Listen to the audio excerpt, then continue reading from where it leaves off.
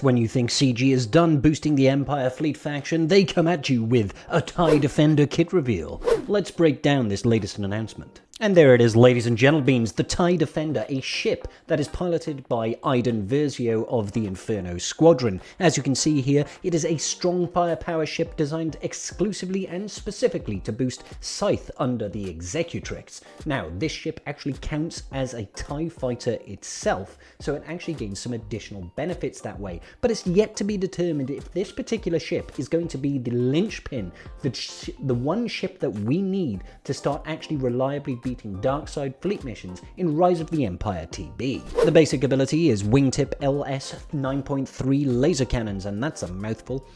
As far as animations go, it's relatively standard, but we can only expect so much from a basic. I do like the look of the actual ship itself though. Final text: deal physical damage 3 times. For each critical hit scored, the TIE Defender gains a stack of resilient defense, which is the buff that we see on Savage's Omicron and on Mace Windu to taunt. If TIE Defender has Special Forces, which is a unique locked buff that he gets from reinforcing, this attack has an additional 50% crit chance and crit damage. Very, very nice. The first special is CLL-3 Ion Torpedoes with a cooldown of 4. Quite a lengthy cooldown, and again, animations, they're okay, it's nothing special. It looks like it's a stun, it's an irresistible stun as well, which is lovely. Final text: deal physical damage to the target enemy and reduce their turn meter by 30% and stun them for 1 turn. If the TIE Defender has Special Forces, then this stun can't be dispelled, evaded or resisted. Now that is great news, ladies and gentlemen. So if you call this ship off of the bench, it will start with Special Forces, it will not get rid of that Special Forces, and now it will be able to irresistibly, unavoidably stun an enemy no matter what. Doesn't matter if they have Foresight, doesn't matter if they have Tenacity up, doesn't matter if it's just Houndstooth deciding to ignore everything that you try to do against it. This stun will land. Fantastic, I like this ability. Unique 1, P-Z 9.7 Twin Ion Engine. They loved it. They're really catchy, these ability names. Final text: whenever TIE Defender evades an attack, grant 10% turn meter to the allied capital ship and an additional turn meter, a 10% turn meter if the TIE Defender has Special Forces. 20% TM is really nice. This effect is tripled for Empire capital ships. So if you've got Special Forces and you evade an attack with the ship, your capital ship is gaining 60% turn meter. Executrix is going to be quick. When the TIE Defender has Special Forces, whenever it evades an attack with Foresight, gain critical chance up for 2 turns and dispel all debuffs on the TIE Defender. It even has a natural cleanse, which is amazing. TIE Defender counts as a TIE Fighter. Unique TIE X7. Yeah, the TIE Defender gains 10% evasion, 20% offense, and 30% max protection because reasons. Whenever the TIE Defender gains resilient defense, recover 10% protection. So when you basic, he hits 3 times, or she hits 3 times. If any of those are crits, you're going to be gaining resilient defense, up to 2 stacks, and then recovering 20% protection. At the start of each turn, if TIE Defender has Special Forces and resilient defense, it gains Foresight, so it has a means of passively applying Foresight to itself, which is then going to translate into, additional capital ship speed, or additional capital ship TM. It's going to translate into recovery of health and protection.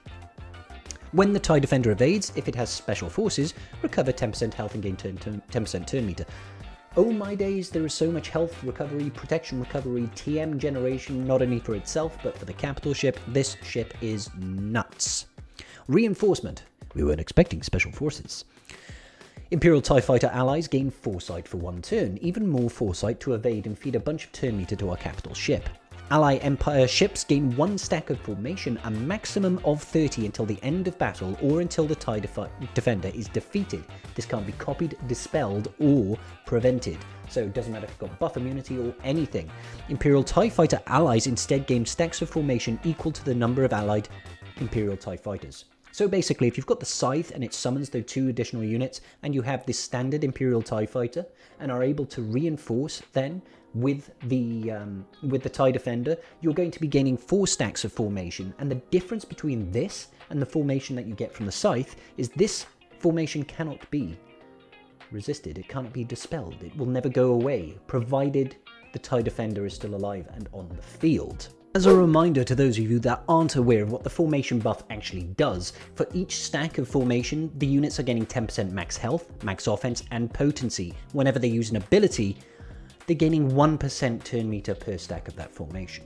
So when we see this on this TIE Defender, it does mean lots of stacking stats, lots of additional offense and potency, and yet again more turn meter.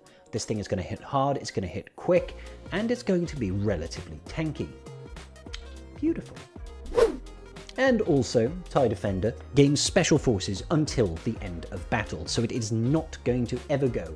That is a really strong ship from the looks of things. The only thing that I can say from a very surface level glance, and this is all subject to change as we come down the line, is that it looks like they've baked in plenty of abilities here that will basically be completely nullified when facing off against the Profundity. They clearly don't want to power up this fleet too much to beat that fleet because of all the TM gains there. Those TM gains will be non-existent. However, there are still elements there that will let you survive against opening barrages of the Profundity simply due to the sheer level of foresight that you will be gaining. It's very, very interesting, but I'm more curious to know, what are your thoughts on this particular ship, guys? What do you think it means, and do you think it's going to help out in the new Rise of the Empire TB? My only concern really is that usually the opening rounds of that TB battle on the dark side fleet is really what knocks you out. You usually don't get an opportunity to survive the opening barrage, and if you do make it to a reinforcement, you might have 1 or 2 ships left alive. I'm willing to see if it does impact though. If you haven't already, guys, I have made this video over here to help you out getting your conquest feats done for the latest incredibly inane, stupid, malevolent galactic challenge. If you watch that, I guarantee you will get your red box. Anyway, until the next time, guys, peace out.